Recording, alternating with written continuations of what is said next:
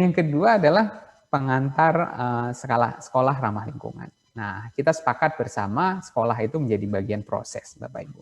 Bagian ini saya bisa cepatkan saja karena saya yakin Bapak Ibu peserta pada kesempatan hari ini sangat familiar dengan istilah sekolah.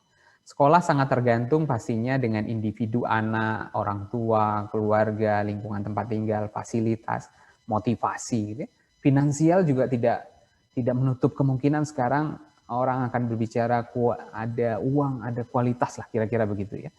Nah, ini menjadi sebuah proses yang begitu besar, artinya begitu masuk ke sekolah jadi lebih berwarna. Gitu.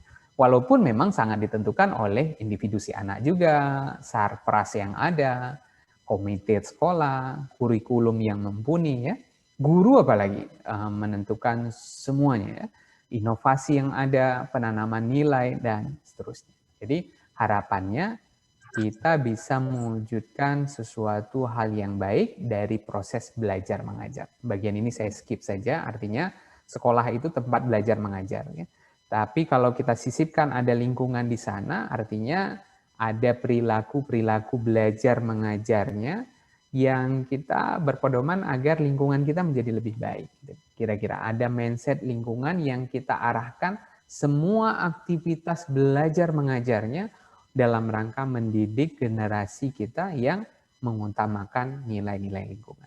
Pada saat belajar tematik ada lingkungannya, pada saat belajar agama ada lingkungannya, pada saat belajar bahasa ada bahasan lingkungannya. Jadi ingin menginkludkan semua bagian dari proses belajar kita ada nilai-nilai lingkungan.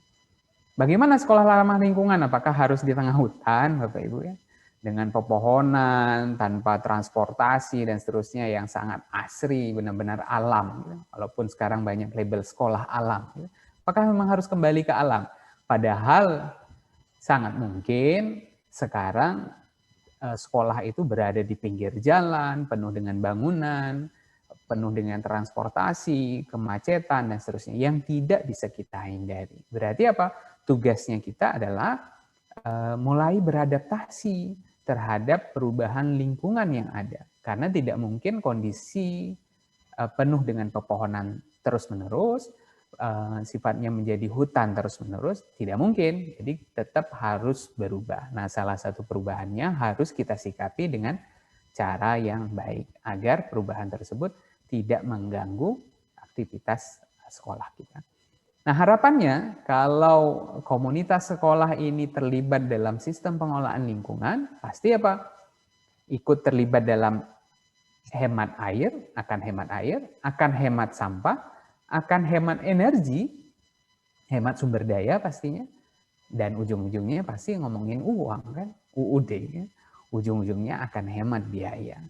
Yang dampak besarnya Bapak Ibu pasti akan alami airnya, akan sehat tanahnya, akan subur tanamannya, akan sejuk lingkungannya, akan sehat badannya, dan akan membentuk generasi yang beretika terhadap lingkungan.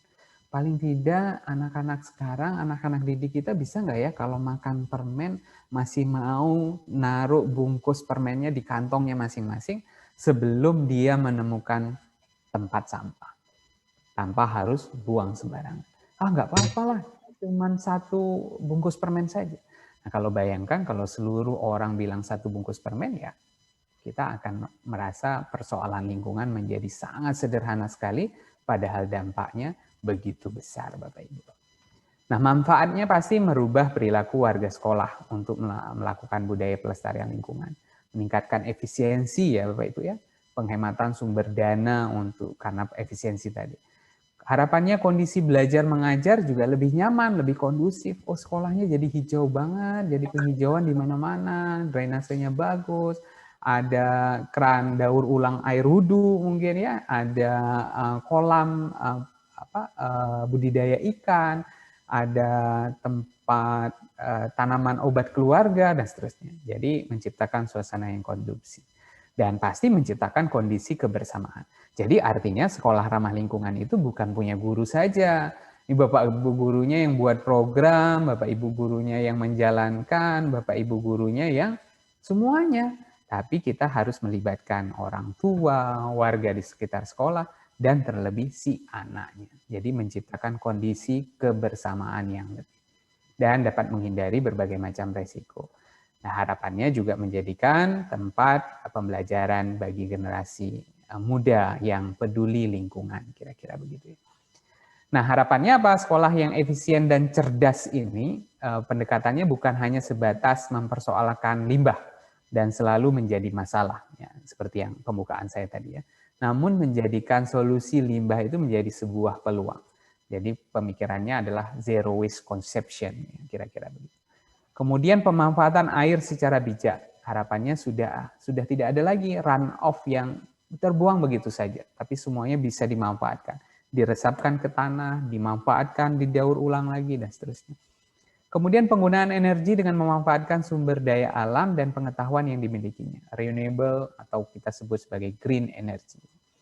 Kemudian sekolah yang dikelola dengan menerapkan jasa lingkungan sebesar-besarnya sebagai tompangan ekonomi. Jadi prinsip antara ekonomi dan ekologi tetap harus dikedepankan. Oh, muridnya nambah, taman kita hilangin lah biar bisa jadi kelas. Nah, berarti kan ada prinsip ekonomi, ada prinsip ekologi. Nah, ekonominya harus muncul, ekologinya juga harus muncul. Jadi dua-duanya harus seimbang. Oh, bolehlah kalau tamannya dikurangi, berarti ada area resapan air hujan yang kita harus modifikasi supaya tetap air hujannya tetap masuk. Oh, tamannya diganti jadi vertical garden misalnya, atau tanaman-tanaman yang digantung-gantung dan seterusnya. Jadi nilai-nilai ekonomi dan ekologi tetap harus berjalan seiringan. Kemudian yang terakhir ada sekolah yang memaksimalkan jasa atau servis sebagai modal pembangunan dengan memanfaatkan sumber daya manusia yang dimilikinya. Local contribution-nya harus ada. Jadi tidak semuanya harus beli di Jakarta, harus beli di ibu kota kabupaten, gitu. Tapi kita manfaatkan apa yang ada untuk mewujudkan sekolah. Bagaimana mewujudkannya?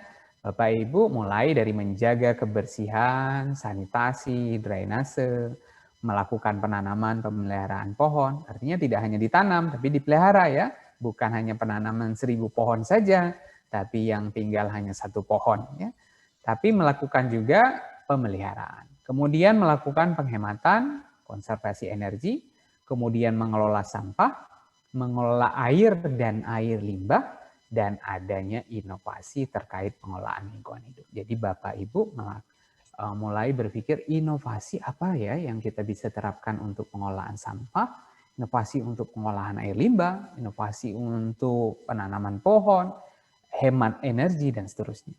Nah, tentunya menjadi menarik. Bagaimana cara memulainya? Nah, memulainya biasanya kita menyarankan untuk membahas 3 bagian ini. Yang pertama adalah Bapak Ibu tugasnya adalah mengidentifikasi, memetakan potensi dan tantangan lingkungan hidup di sekolahnya.